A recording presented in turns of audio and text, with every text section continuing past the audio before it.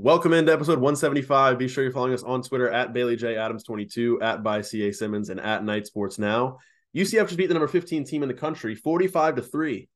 Yeah, they did, man. How are you feeling? Good. We've been having a hard time getting the podcast started because we keep laughing about dumb things. And also, Bailey's girlfriend is like a foot off screen that way. So if you hear random laughs in the background, that would be mine. Yep. That would be why. But that is why. 45-3. UCF after a season where they lost started 0-5 in Big 12 play. The entire fan base wants the coaching staff gone, which is like crazy, but also like reasonable in some instances. They 35-7 to Baylor. Everything that's happened this season. And I just watched them beat the number 15 team in the country 45-3. I did a really quick check. I think this is just their fifth ever top 15 win in program history. And if I were to sum up how they did it, I think every UCF player had their best career game at UCF. I think across everyone, it was like everyone was contributing. Like John Rice Plumlee, 3 for 3 touchdowns and 299 yards, and he was just throwing bombs all over the field. Some amazing. Javon Baker had 4 catches for 112 yards, and Kobe Hudson had 3 catches for 96 yards, including the longest touchdown run of his career. Yeah, and then RJ Harvey had 24 carries for 206 yards and 3 touchdowns. What did Ollie Gordon do tonight? Not much, buddy. So I will say Ollie Gordon was a little banged up as the game went on, but either way, came into this game as pretty much the consensus best running back in college football, and UCF, which, by the way, staunch run defense has been the whole season. Bad. 25 carries on 12 yards. That's a 2.1 average. His longest run went for 5 yards. 5 yards. And honestly, like, he met Lee Hunter once, and he looked like a changed man after that experience. He learned Lee Hunter, buddy. Even saying he got banged up as the game went on, didn't matter who was back there. They only ran for 52 yards on UCF. No, they couldn't. And you know why I feel like they ran 52 yards? Because they were just running they weren't running laterally. I will say early on they tried to run outside a couple times, and UCF was bringing up the DBs, and they did. UCF that first half was funnily enough, it was actually the strategy we talked about that first half. UCF was like, if you're going to beat us, throw the ball, and that's what they did, and it worked because 3 picks, all of them ridiculous picks, but UCF brought those balls down and the fumble. I mean, look, I'm not going to I'll be totally transparent. Oklahoma State did their part to lose this game. They had and that's kind of what has to happen for an upset. They had some fluky stuff not go their way.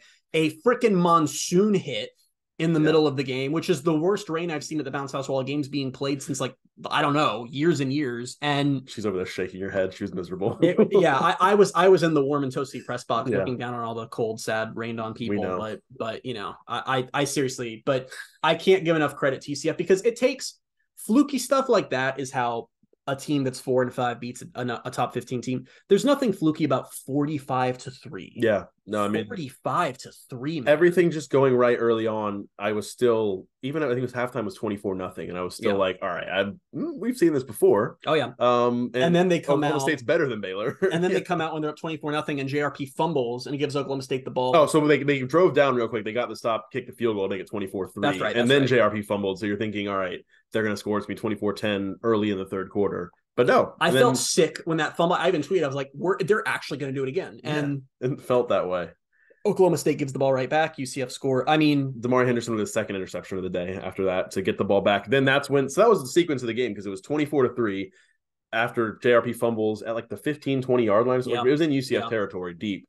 And then Damari Henderson gets the interception. Then RJ Harvey runs for a 92-yard touchdown. And which great blocking by Javon. Javon does a really good job. Javon's an NFL player. He is an NFL player, and he will be. RJ Harvey's also an NFL player. Really quickly before we get to the offense, I want to say about the defense. I don't even know if this is replicable. I'm not even going to say that they've found some. Yeah, I don't know. But I will say that Braden Marshall had another great game. Yeah. Damari Henderson had the best game of his career. John Walker had a huge impact. Nakai Martinez.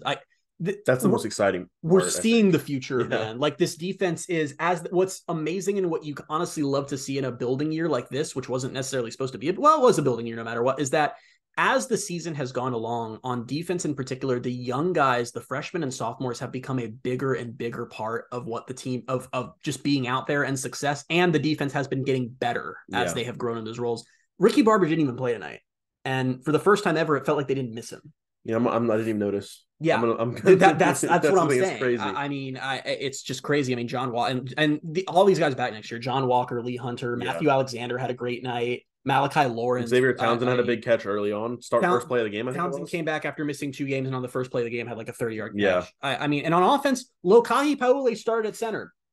Fourth center. Maybe UCF doesn't have to settle on an offensive line. But you know what? I guess not. But also, like, honestly, this was my favorite iteration of the offensive line. Oklahoma State could not deal with them. No. And it's kind of funny because one guy we sort of forgot about was Adrian Medley, who was supposed to start last year and got hurt, and he's worked his way back into the lineup now. And honestly, like, and JRP talked about this in postgame, and I feel like we need to spotlight it, is like, it is wild for Lokahi, who is not a center and had not been taking snaps since spring, they said, to come in and be able to start. And I mean, there was basically one bad snap, and even it wasn't terrible. It was just not. Am I mistaken that at one time he was a tackle too? I think he's played every position on the offensive line, and he's just been.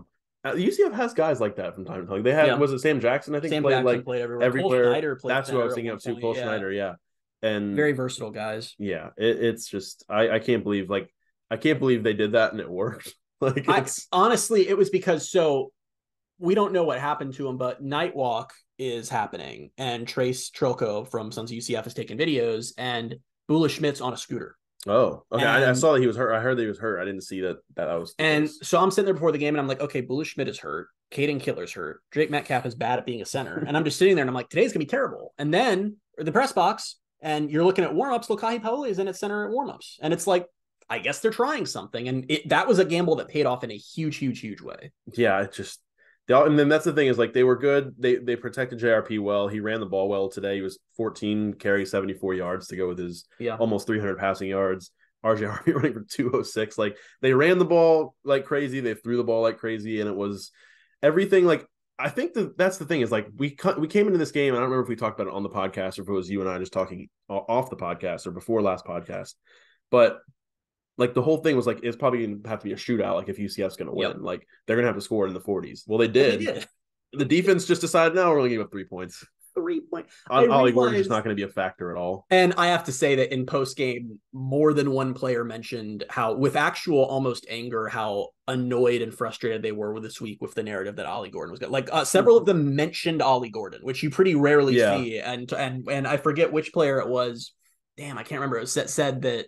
It might have been Kobe. Don't quote me on that. I have to go back, but straight up said that we were so sick of hearing all week about what he was going to do to us. And I went and pulled RJ aside and said, this is going to be your game. And I have to say, not only it felt like the coaching staff was making a point, because even there was no reason for RJ Harvey to be in the last quarter, but he's at 198, 199. And they're like, and he even said in post game, he's like, yeah, the coaches told me they were going to give you 200.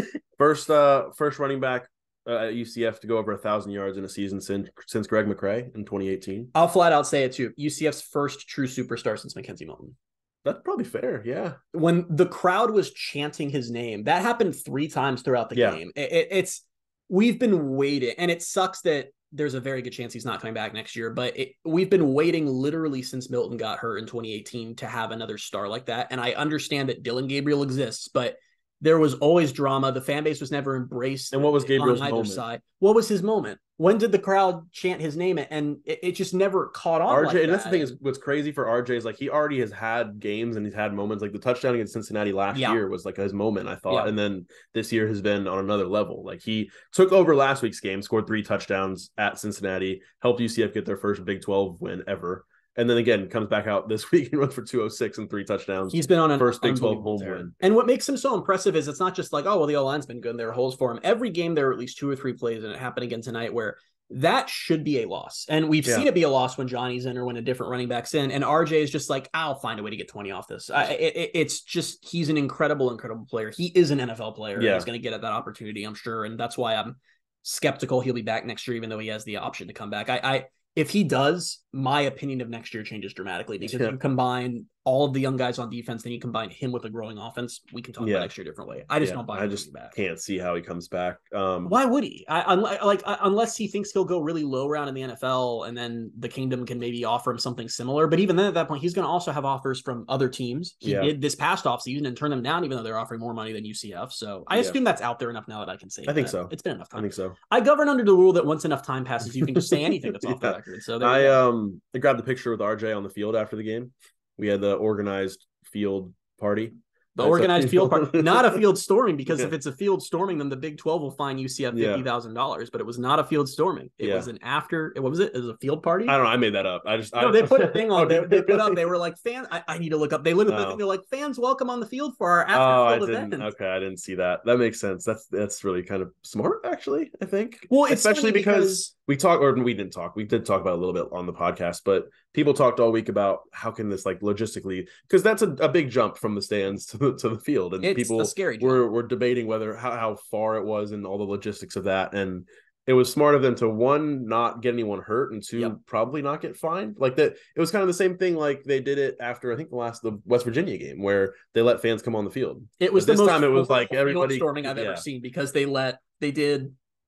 Oklahoma State got to get off the field. They did the alma mater. They opened the gates, and yes, it was a fans on the field event. Was the official? I just decided to go down there because if this is considered a field storming and it's the first one ever at the Bounce House, I want to be a part of it. So I was scared because word had trickled up to the press box through various channels, also known as social media, that fans were like, as UCF was just piling on, it was like, hey, they're gonna do it. Like, and we could see all the students are coming down and I'm like, oh God. And then I see there's this wall of security, and I'm like, what the hell's gonna happen here? I see security, and I even point out, I'm like, they're talking to the fans, and I see they go directing and all the fans, and I'm like, honestly, like, I just want to take a moment to say that, like, this is a fun podcast. I'm having a great time. This is the happiest I've been in several years. Like, I felt real joy. I felt real joy in a way that I haven't in a very long time, and I thank UCF for that. But I truly do not think there's a safe way to storm the field at the Bounce House. And I think that, all jokes aside, people would have gotten hurt. Oklahoma State just last week stormed the field after beating Oklahoma, and 7 people were hospitalized. Like, I get it's fun. It's dangerous, especially at a stadium that's not built for it. So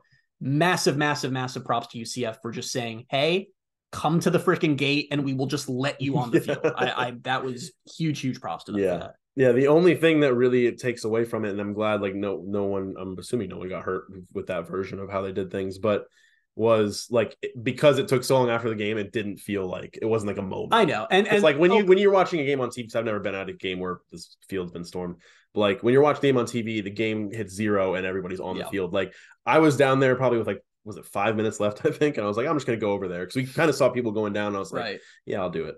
And I'm just like sitting there at the gate, and I'm like, all right. And then the game, I could tell the game was over, and we're just still standing there. I'm like, what's going on? Like, why have we not moved yet? I thought I don't know why I thought as soon as the game was over, they're just going to open the gates and we could run. But it's also funny because it gave everyone time to do what they want to do. Like, some UCF players, like JRP, was waiting at the player gate. He went all the way across the field. And then a lot of players were like running for the locker room. I think it let everyone sort of have their level of comfort. I think that was there were like players here and there out there, but I think it was a lot of players stayed out there. But I just, this season, it's just so funny how one game, I guess 2, because this is a 2-game win streak now of Cincinnati, but we talked about how it's funny how right now, like, my thought was, I thought about Texas Tech and then Houston, and I was like, oh man, we only have 2 games left, when I think I'm 1 week removed from telling you how I just want the season to be over. Here's my thing is, I'm not going to be in attendance for the Houston game, and I'm like thrilled right now because I'm like, that's my lasting memory of being at home this season, because like Houston could go the wrong way, or even if it does, like, even if they win the game, like, I don't think anything's going to compare the rest of the season to what happened tonight. So you just beat the number 15 team in the country, the team that was expected to just cakewalk to the Big 12 title game, 45-3. We don't really have to talk about it at length, but what happened? Like, I think we just opened up the path back to being Oklahoma, Texas, or is that not the case? It depends on what's going on right now, because Oklahoma was struggling with West Virginia when I last checked. I don't know what's happening there. Kansas State, by the way, is continuing to just roll everyone. So they're going to be in that race too. For UCF, I just want to say Oklahoma's up 31-14 at halftime. So Oklahoma Texas Big 12 title game is back on. Guess what? Thanks, don't care. Do not care. We're already affecting the Big 12 conference. But look, this season looked like a nightmare a couple weeks ago, and it was a nightmare a couple weeks ago. And we talked about how this could be a foundational season for UCF, building towards the future, and it was so sad to realize that wasn't going to happen. And this was a serious foundational win that we will talk about for years. I hope people understand that beating a top 15 team is a rare thing. This is the 5th time ever UCF's done it. It's the first time they've done it since beating Auburn in the Peach Bowl back in 2017. And they did this. And again, they've beaten top 15 teams before. They've never destroyed one, which is what they did tonight. And they did it in front of 100+ recruits in the Bounce House. A lot of commits, a lot of targets, and all of them were EJ Colson, quarterback of the future, tweeted, storm the field at one point. Which is what it was his tweet where I was like, oh, maybe I should go down there. Stacey Gage was talking about EJ Colson convinced you. Nice. Stacey Gage future running back for UCF, 4-star committed right now, was talking about what a great night Harvey was having. Kylan Fox, Christian Peterson tweeted, great to be a night. Kylan Fox was, this is a big deal. And I hope UCF fans aren't getting lost in that. And I also want to circle us back to what we said all offseason were the goals for this season. And the goals were be the best of the new 4 teams and make a bowl. And against all odds from over where we were 2 weeks ago, they're now on pace for both of those things to come true. It's bizarre. I can't believe it. Now, they absolutely could go lose to Texas Tech. I might even predict it because winning at home in front of a ridiculously loud crowd, which was almost entirely blue, by the way, and I love that, is way different than going to Lubbock, which is a tough place to win. But now you just got to go 1-1. You just got to beat one of those teams and you're in a bowl game. I mean, that's it. Yeah, Texas Tech just beat Kansas 16-13 today. So it will still be tough. It'll be tough. Kansas was Jason Bean got hurt early. So they were with their third string quarterback. I don't even really want to it's hard for it's weird because all season and all off season I was like, just make a bowl. Right now I can't even really think about it because I'm just like today was just. I want to look at today in just a vacuum, and it's just this day and this game. And I think that's fun. And I think that's and we'll get on to Texas Tech, obviously, next podcast, and then there'll be the Houston game. But now, the way I was looking at it, too, going back to talking about making a bowl game, the way I was looking at it was they're not beating Oklahoma State. So, they're going to have to beat Texas Tech, and then they'll beat, they could beat Houston at home. They're at home with all that. And now they've done the harder part where they've beaten Oklahoma State. So now it's they go steal one in Lubbock, and they beat Houston. That's 7 wins. Win a bowl, you're 8 wins. They're not doing that. I'm telling you right now, that's not happening. They're not perfect from here, but they play like they did tonight. So a couple things. Cincinnati's up 17-7 on Houston right now. That's bizarre. That's fun. But the thing about this season is that we thought UCF could be a lot better than they've been. And I don't want to act like that because they won this game, the issues just don't exist anymore. Walter Yates has weirdly gotten better as the season's gone along, and that's great, but they still don't have good linebackers. The run defense has been horrible, but you look at the whole picture now, and they had the lead on Kansas State in the third quarter. They were up 35-7 on Baylor. They were up in the fourth quarter on Oklahoma. Suddenly the picture forms of, oh, hey, they actually are capable of this, I forgot who tweeted. Someone tweeted early on in the game, which I thought it was early because I was like, they could still blow this. But people were like, is UCF the best below 500 team in the country? I saw that tweet. And it was I don't remember who posted it, but they said maybe Washington State might have a better resume. But UCF has been competitive in every game except for Kansas. Yeah.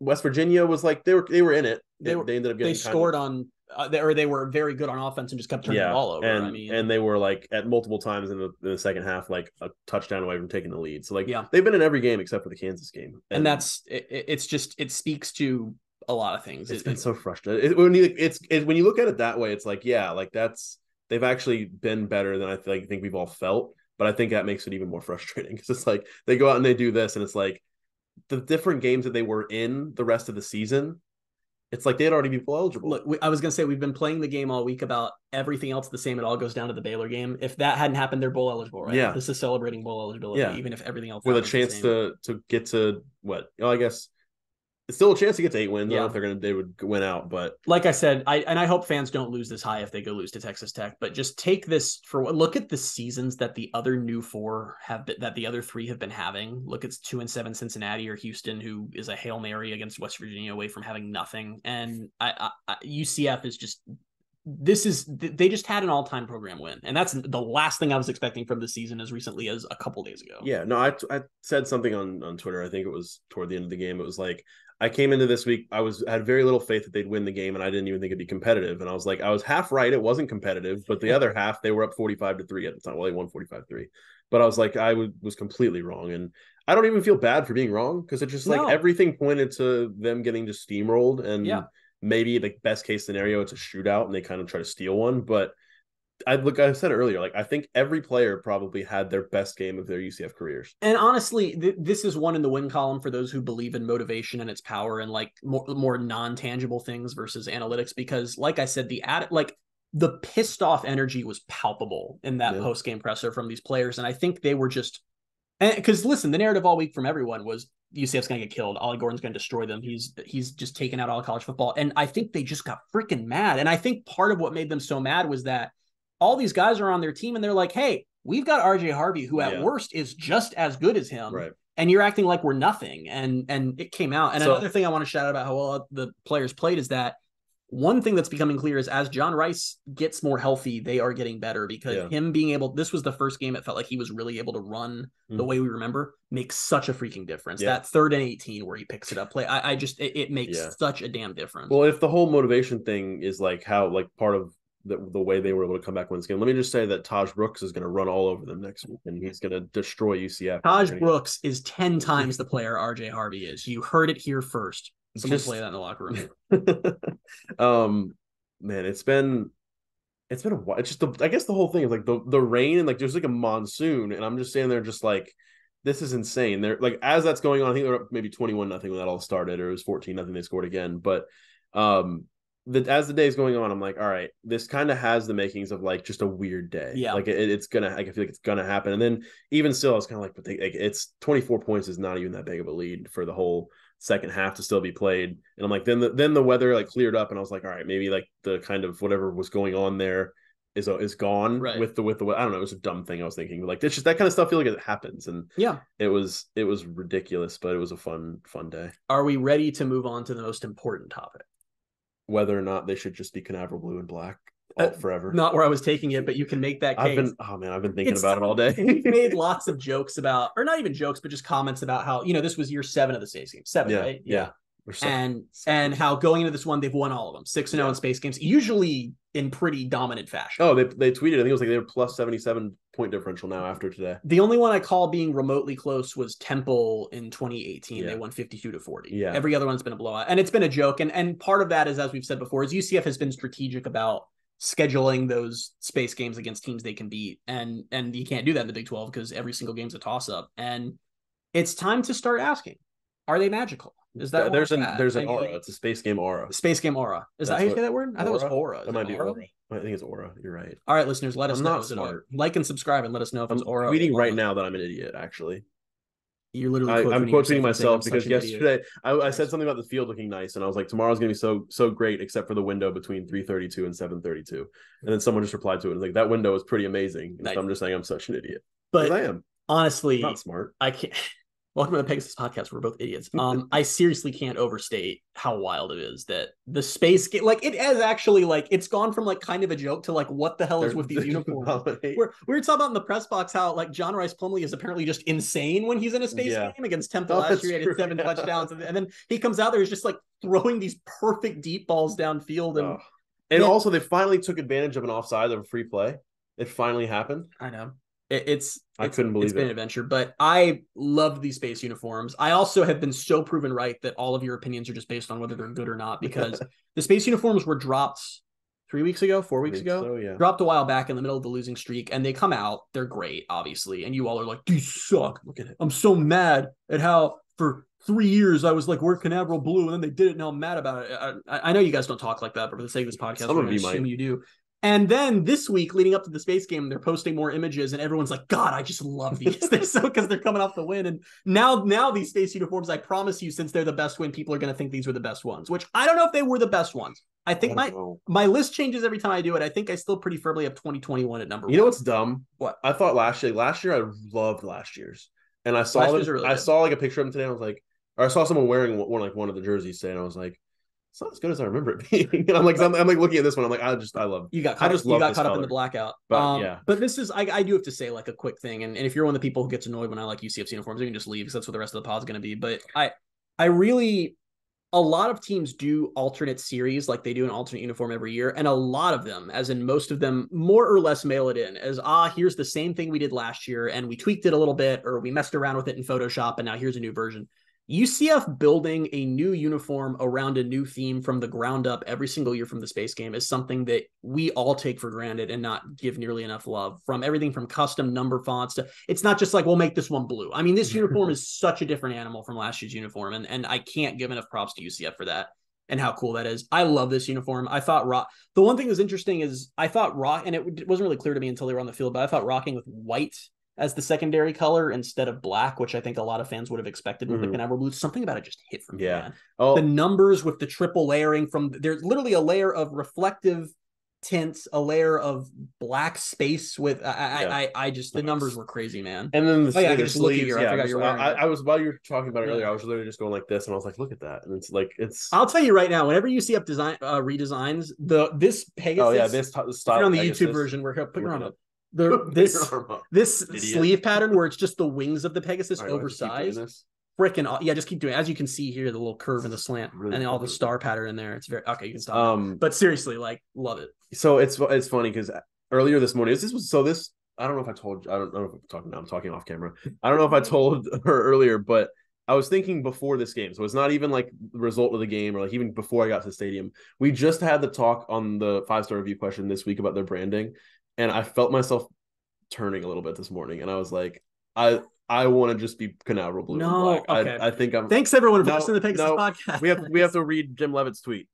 Oh yes, Jim Levitt. Oh my god, former USF coach Jim Levitt was at the game for some reason, and he tweeted a video and says, "At UCF game, Big 12. It's sad that USF isn't at this level. Great atmosphere. UCF did it right. Up 14 already. They ended up winning 45-3. So I can't hope Jim had a great day. That's my favorite. So actually, it sucks you brought that up because that was going to be tweet of the week for the pod this week. Sorry. We can just talk about it again. I don't care. But can you imagine special tweet of the week for a post game pod? We don't usually have them. I really need fans to understand how hilarious this is. Like, think about let's exist in an alternate reality where for some reason UCF sucked and USF went to the Big 12 instead, and then George O'Leary went to a USF game and tweeted like, "Man, UCF sucks. Like USF knows what's up." I don't know what the background is. I can't believe that happened, but I adore that it did. It's so funny. And he got the USF fans were so mad at him. Jim Levitt, UCF, big UCF fan. Well, I would be mad too. Like with Scott Frost right now, it's just like, yeah, I really hate UCF. Like Florida State's such a better program. Yeah. No, that was USF 5-5. They might go to a bowl. Hope they're having a good time playing Charlotte and Rice and all these other garbage programs that are at the same level as them. But they might finally go to a bowl for the first time. Like, all it took was the AAC getting rid of all their good teams and adding a bunch of. I was going to give them credit, but no, there is no credit to it. It's like they're all high on themselves. Like, oh wow, I can't believe we're finally good. What variable changed? I know all the good teams left your conference. I think, and they were replaced with a bunch of teams that suck. And those are the teams you're beating. You scored 50 points on Memphis and lost. You're a trash team and a trash fan base. I think Alex Golesh might actually be a good coach, though. He'll be gone soon. Yeah, he was great at UCF when his entire strategy was let's add 15 tight ends to the roster and one off. USF fans are because they literally are. They're so high on themselves right now, which I guess the bar's that they went from we were number 2 in the country to wow, we have 5 wins. Go us. Yeah. Sad program. Couldn't be UCF, who just beat the number 15 team in the country. He's also 5-5. And he's in a better conference. Why don't you play a tough schedule, USF? Why don't you actually play real teams? We've gone off the rails. I can finally do this. After all these years, I can finally pull it. UCF is in a real conference, and USF plays high school cupcakes. There, I finally got to do it after all these years. This is bad. So.